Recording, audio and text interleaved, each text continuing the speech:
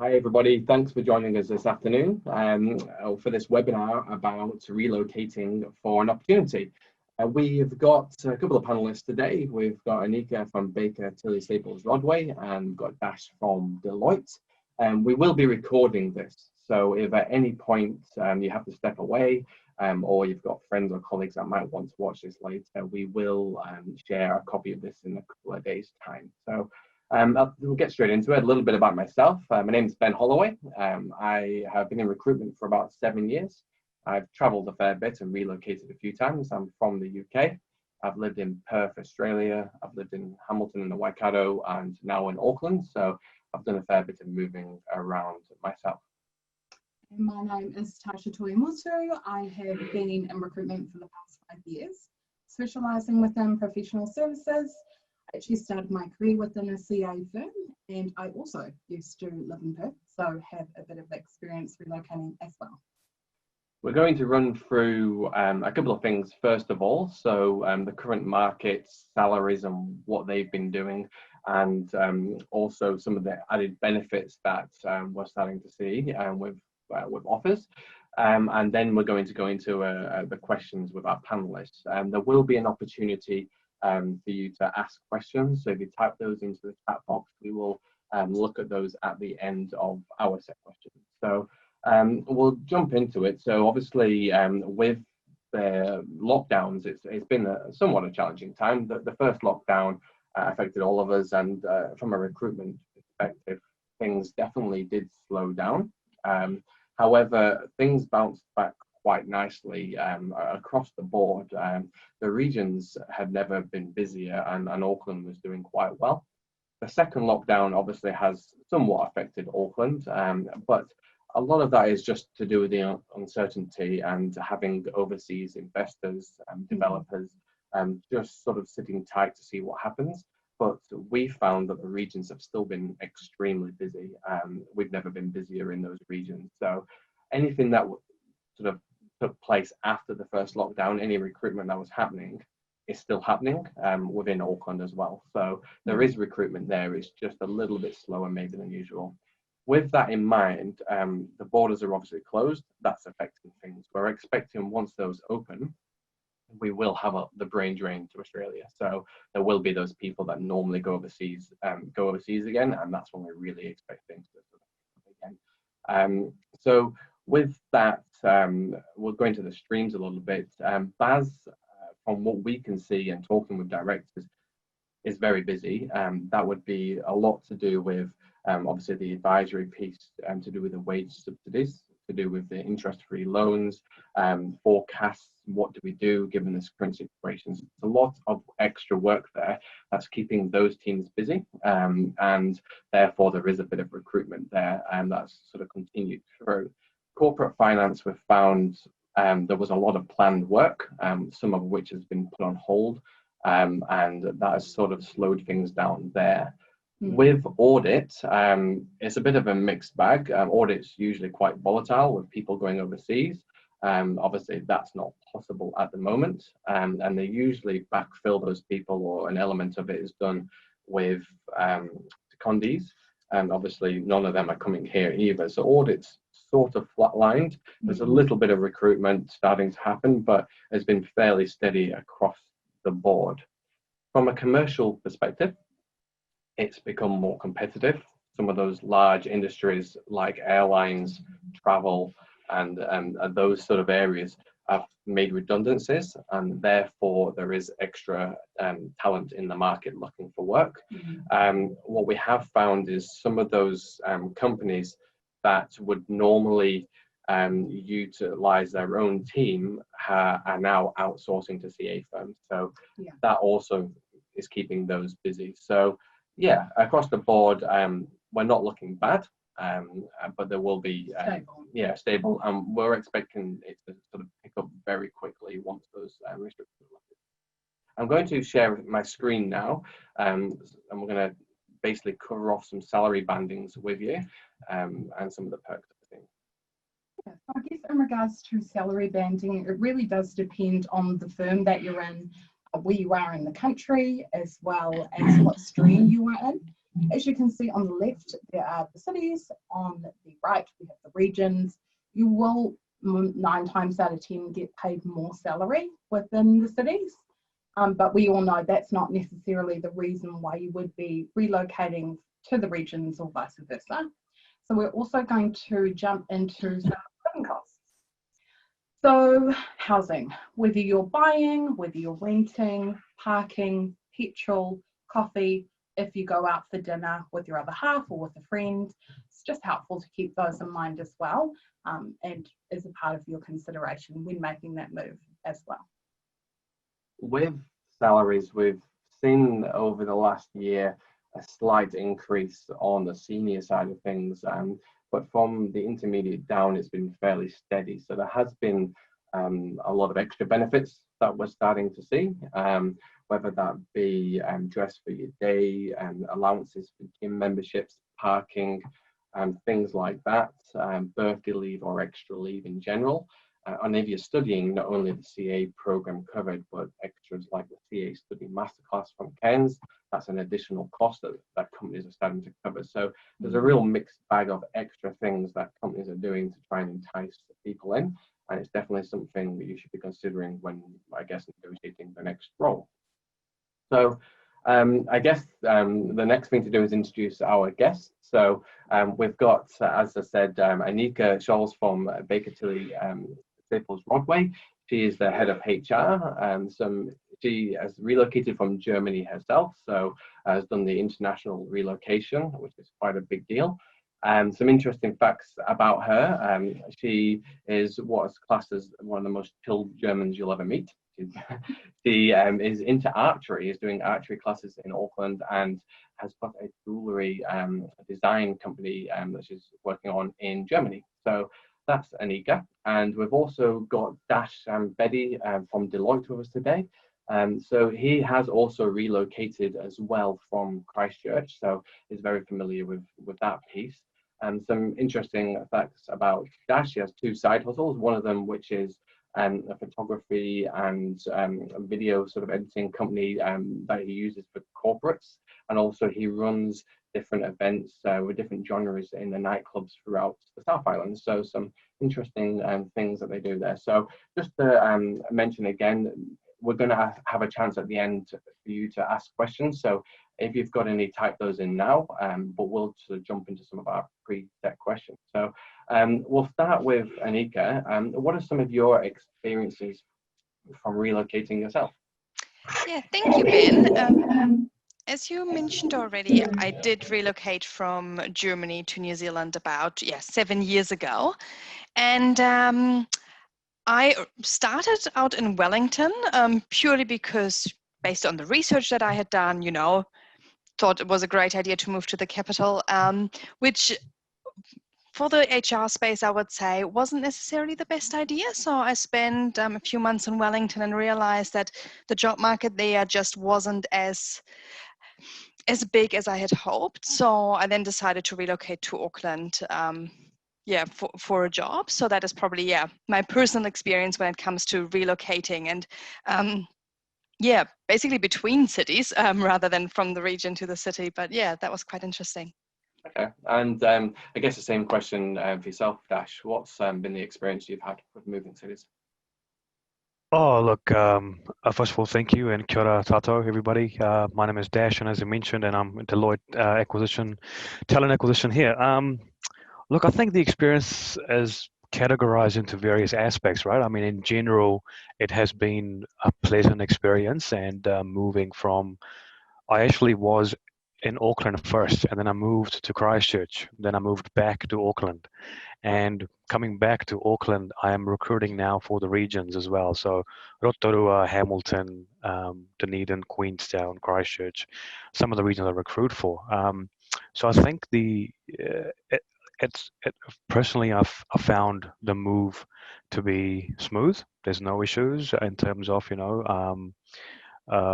transition wise, family move wise. But I think if you're moving for a career, or if you're moving for, say, you want to buy a cheaper a house or something, or you want affordability wise, those are different sort of categories for it, right? So I think overall, yeah, great. The country in general, people are very welcoming, and you enjoy moving to another town.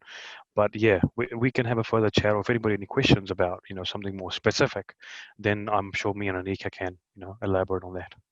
Fair enough.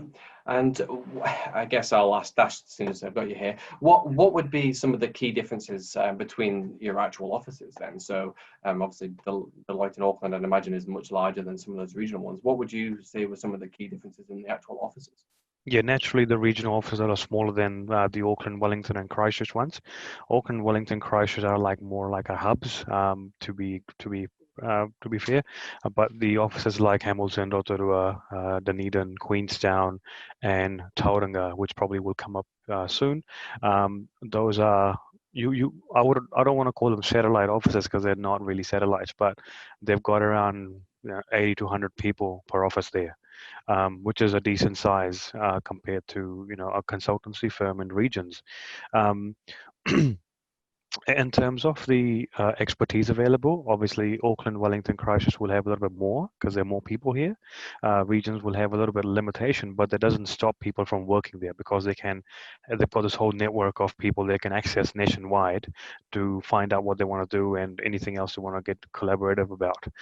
So yeah, the difference in size, but not the difference in opportunities and availability of resources. Good stuff. And Anika, how would you say that the salaries vary between your major city offices and your regional offices? What would you say the salaries differences would be? I would say our salaries, and as we've just seen when Natasha presented that slide about the salaries, of course there are differences between our offices in the major cities compared to the regions. But for us personally, they are not massive. I would say the differences probably reflect more the cost of living than anything else. So apart from that, we do kind of try to keep things aligned. We do have things in Auckland that we don't necessarily have in our regions. For example, for our very junior staff, where we pay them an allowance to get started for their first job, because as we all know, in Auckland, to even put down a bond for a place or things like that are just really, really expensive. So we try to help that way. But in general, we try to keep our salaries aligned across the whole country, to be fair to everyone. Okay. And Dash, with progression opportunities, do you have the same opportunities, say, within the regions as within your city offices? Yeah, that's look, the opportunity. Okay, so company-wide, the opportunities are open to everyone with whatever they want to do, where we want to go, right? There's a limitation there. But there is definitely some sort of, say, how would I put this? So when you have less amount of people in an office, there is sometimes the availability of what's next for that person. But that doesn't stop them to look at other options in terms of either horizontal growth or look at relocating from, say, Auckland to city, regional, or region back to a city. It's flowing both ways, right? Naturally, limitations are there sometimes in a smaller office, but again, the opportunity wise for mental growth and professional growth, there is no end to that. You can even do it in a smaller office, no problem. And it also depends on the company. If you're asking me from a Deloitte perspective, we are very, very open for our people to learn and grow wherever they are, whichever branch they're working for. Like for example, a recent example is probably, Ben, you know this, we placed somebody in Hamilton, Rotorua, someone who moved down from Auckland. And she's been in Auckland since forever, at the time she's known, and studied and worked here as well, and moved to Deloitte in Rotorua. for the right opportunity. Obviously, for her as a career move, like I mentioned earlier, it's a very specific move, and she's made adjustments in trying to work things around going into a very small town. Going from Auckland to Rotorua is obviously, a bit of a, cultural shock as well, because Rotorua is very a Maori dominated area, and you got to understand the dynamics of the culture there a bit more. Got to understand the people, the pepehas, the welcomes, every culture is very much around that, and it's a very cultural town too. So that change for her has been amazing, and she's adjusting and coping. Vice versa, somebody moved from Rotorua to Auckland will feel the same thing, that this Auckland is a bit more vibrant, more multicultural, that sort of thing. So yeah, opportunity is definitely there. It's just you need to find them and put them in front of your manager that you want to do this, and then they will make things happen for you. Perfect. And I guess the same question to you, Anika. Is it the same for you guys? What sort of opportunities do you have across the country? Yeah, well, look, I would say it's quite, it's fairly similar to what Dash was describing. Yes, there might not be quite as many opportunities to move up in your career in the regions. Then again, if we're looking at larger offices like Auckland, we do have the opportunity, but you also have the competition. You have larger teams. You have other people that are wanting to be on the exact same career path as you. So I guess you can see pros and cons for both. You certainly in Auckland get a lot of training opportunities. We do have many external training providers here in Auckland, or in some of the other cities, which I think career-wise and promotion-wise as well is always an advantage. And yeah, I think that's probably it for us. But yeah, promotion-wise, either way, if you want to get there, you will. Fair enough. And Dash, you sort of already touched on this, so I guess I'll ask Anika. In terms of the cultural differences and the work-life balance, like I said, Dash mentioned Rotorua there, but do you find that sort of outside of the major cities that there's a difference for work-life balance and cultures and stuff like that? Oh, there certainly is. Look, I think a lot of people move from the major cities to the region for exactly that reason. They do want that work-life balance. They want the relaxed lifestyle. They don't want to have an hour-long commute to get to work. I think those are all reasons why people do move to the regions. And I certainly think there's a big difference between the regions and the cities. In terms of office culture, I think what we see for us is that in the regions, it's quite personable within the team, but also with the clients. So in the regions, our people know their clients very well, very long-standing clients. A lot of our people have very industry-specific knowledge. So, for example, our Taranaki office, they have a whole heap of clients that are like in the farming business. So that kind of creates that personal connection. It's the same within the team. Whereas in Auckland, obviously, you've got bigger teams, still quite personable, and we all know each other, but maybe slightly more anonymous. We have more clients, larger clients, again, where personal relationships can be built, but maybe not for everyone in the team. Sometimes that might be only at manager or director level. And then in Auckland also, we do have a very multicultural team. I think that's another thing, probably more so than in the regions. So working in our Auckland office can be quite interesting. You sometimes hear, different languages depending on which area of the office you walk into. So that is another difference in terms of our office cultures across the country. Yeah, I guess in terms of the benefits that you see, Anika, between working in a city compared to a region, what are your thoughts around that? Well, I think except for the massive choice in different lunch spots, I think it really, look, it's a lifestyle choice, isn't it? A large part of it really is if you enjoy the hustle and the bustle or the networking opportunities that are provided, then the cities are certainly the right choice. But at the same time, for someone who wants a quieter lifestyle, or especially with families, we do see people decide to move to the regions quite a bit. I also think that in the cities, as I said, the client size and the exposure in terms of the work you're getting can be very, very interesting. But then again, I think it really depends on personal preferences here. Yeah, true. Just want to second that, as I'd add on to that is I think according to myself, two big reasons are affecting your choice is A, your career decision, and B, your family. So if Mm. whichever one comes first for you, that's where you'll be, right? And growth opportunities are always going to be higher in general in a bigger city, purely because there's more opportunities and it's huge, right? And a smaller town will be restricted. But again, it depends how much you want to grow. Where do you want to go? Mm. Right? And do you want to take family with you, or do you want to stick around where your family originates from and you just want to ensure that your children or your pets or your family, your parents, you want to be around them and you're happy with what you've got? So it's contentment at the end of the day as well, right? So yeah, you're just building on Anika's point. Definitely a Mm. lifestyle choice, personal choice as well, and also depends on your career. Yeah. And just to add on to that again, and I just thought of something else.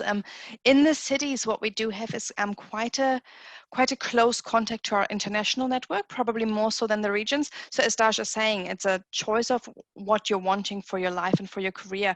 And if you're looking career-wise to maybe make that move overseas as well, working in the city obviously does offer that that advantage of getting those international interactions, probably more than in the regions. So that would be another reason to choose a city over a region.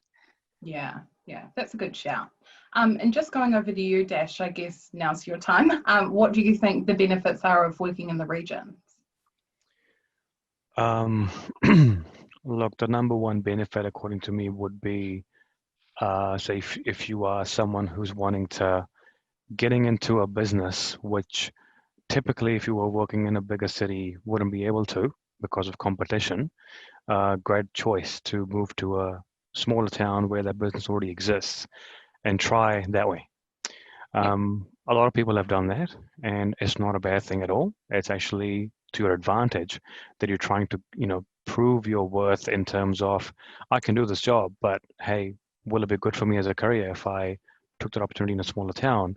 And slowly and steadily, if I want to move into a big city later on, I can climb my way up and go, Yeah. take a transfer or something. That's completely fine. That's one benefit. Second benefit, according to me, is as same as what Anika mentioned earlier, is the lifestyle change. It does for some reason provides a good work-life balance because it's not as busy as you would be in for the likes of Auckland, for example. It's a trade-off. Living in big smoke, you have to travel. Regardless of whatever you do in your life, an hour ain't going anywhere in the morning or at night, traveling back and forth. So that's definitely a trade-off. But again, if you don't want to do that, you move to a big city, you might you move to a small city, but you might compromise on salary. But then that's also equivalent to what the housing market is or the cost of living in that city is. So you're not really compromising. It's just the way you look at it, right? Yeah. If you look at it in a positive direction, then you are saving in a way, but then you're also saving time to be with your family more than if you were traveling. A last advantage, which I think is according to me, is the perspective of growth as well. It sounds ironic, but in a smaller city, you can also grow. And when I say grow, that's more on the grounds of growing skill set. So you're growing like this instead of growing, upwards.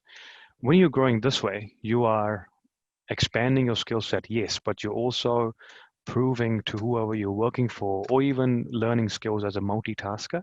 That often doesn't happen if you are in a bigger city to get the opportunity to expand your skill set, because the amount of workload is as such that you are unable to juggle towards your personal growth. Deloitte as a business really encourages personal growth regardless of wherever you are. So we're always backing our staff to move to the next step or the next level in their career. Because every year we're taking around 150 to 200 graduates, and the people who have come before them, they have to go somewhere, right? So we're always encouraging those people to move up. And I'm sure Baker Tilly does similar stuff in terms of grads constantly every year coming in. So that progression chart is definitely viable for you to have in a smaller city. Yes, the opportunity can be limited to go upwards, but hey, going this way is limited in bigger cities, right? So that's again a trade-off. Do you want to go this way or that way? So yeah, I think these three stick out for me. Yeah, yeah. No, that's a really valid point. So as you know, it's not all about work. So what are the best ways for someone to settle into a new location, in your opinion? Oh, Anika, you go first. Okay. Ladies first. Thank you. What are the best ways to settle in a new city? I think it's really important to straight away make an effort to build a social network in a new location. I think it's great when you move for work, great new opportunity, but it's easy to lose yourself in just work. And we all know that in the long term, that's just not sustainable and that won't make anyone happy. So I think building that social network is definitely a great first step. Keep up with your hobbies, whatever you used to do. Just try and get into that again in a new place, in a new location. That way you will meet people. And I think from a mindset perspective, like, yes, you might get excited about the job opportunity, but you know, if this whole like finding friends, or you move to a city and you have the commute, you know, you will notice all these little things that might not be quite as good. But I think it's important to focus on what's exciting, what's new, what's exciting, what are the positive things, be that moving to a city or be that moving from the city to the regions. Think about that rather than what you've left behind, and just make sure you stay in a positive mindset. Yeah. Good advice. Yeah, true story. I'm a big cricket fan and I love cricket, but this is not outdoor, this is indoor cricket. And I played a lot of indoor cricket and netball when I was in Auckland. So moving to Canterbury was a bit of a, where do I go? Where do I play? Because I'm missing out on whatever I do the best and I enjoy, it's like a downtime for me. So then I found the equivalent of what Auckland was doing in Christchurch. Went there, wasn't shy of saying I'm new to the town. I need to make friends. I need to meet new people. You know, it's okay to do that. If you own it, you're probably in a better position to be more receptive of meeting new people. And I know some people are shy in even accepting that, or even the society stigma sticks out for them that, oh, just another Aucklander in Canterbury. Don't even don't even think about that. That's my advice. You know, just go in there, rock up, and start doing things that you love, especially sports. If you're into, definitely that's a good meeting point. Another thing I found useful for me when I moved to Canterbury was attending meetups. There's a website called meetup.com, and via that meetup, there are various categories, including career pathways and other stuff that you're more passionate about. You can find a lot of things in there. So a lot of people have different types of meetups, say engineering catch-ups or reunion or sports people, all various different kinds. And I attended, I think my first week, I attended 5 or 6 different meetups. Every day I was going somewhere. And that, you know, helped me build my eminence as a person, and then meet more people and get more connections. So definitely do things that put you in front of people, especially with meetups and sports, and definitely go out there and find, you know, acknowledge that you're new and don't be shy in doing that. Yeah. And just to add on to that, I know we are now saying, you know, it's not all about work, so we're talking about outside of work, but I think what Dash was saying, that's a really, really good point. Don't be shy and use those opportunities. And I think the same applies in the work context. So when you get invited to networking opportunities, or if a colleague goes to a meeting and wants to take you with them, be that with a client, a supplier, it doesn't matter. Just get out there, don't be shy, make those connections, meet new people. I think that applies to work as well as to the personal life. Yeah. No, that's a really good insights. So we're just going to jump over to the viewer questions, just in case, you know, someone's got something that we haven't said already. So what have they said? How do you promote internal transfers? Could somebody start in a regional office and eventually move into a city, and vice versa? Look, for us, yes, certainly we have done that in the past. We do maybe not quite actively and openly promote that because all our offices want to hold on to their good staff. But it's certainly an option, because at the end of the day, especially if you have someone who's a good performer, who is great at building relationships, why would you want to lose them to go somewhere else if your office in the region or in another city could benefit from that person? So we certainly do look at that as an option, absolutely. absolutely, and we try to make that happen for people. I think the one thing we still always need to keep in mind is that even if someone comes from another office, there will be a learning curve, be that going from the city to the regions where, as I said, they might be working on quite some specialized industries that someone isn't used to yet, or coming from the regions to Auckland, there might be, that variety of work that they haven't come across. So I think there's certainly a learning curve involved, and it's not always as easy as taking someone from one of our offices and putting them somewhere else. There is a bit of learning in that transition period involved, but we would certainly make that happen. Perfect. And over to you, Dash. Yeah, very similar lines, Anika. Definitely agree with that. It's not easy for just transferring people, but there is an option for it, definitely, and it's case by case and opportunity based. If there's an opportunity for either of these cities to move region to city or vice versa, absolutely happy to make that happen. And we have that option amongst the managers. This way can happen. I moved from Auckland to Wellington, Auckland to Christchurch within the same company. I had my reasons. There was an opportunity. It all sort of worked out. And the company was happy supporting because of the reasons and the opportunity. And I went through the actual process of re-interviewing for that role as well. And that's most likely might happen, when someone wants to transfer. So yeah, opportunities are there. I wouldn't say that it's easy to do so, but it's there for the taking if people and the managers agree on that. Yeah, that can happen. Excellent. Okay, I know we're heading to the end of our time, so we'll sneak in one last question. What are some of your unique benefits that your firm offers? Dash, would you like to start?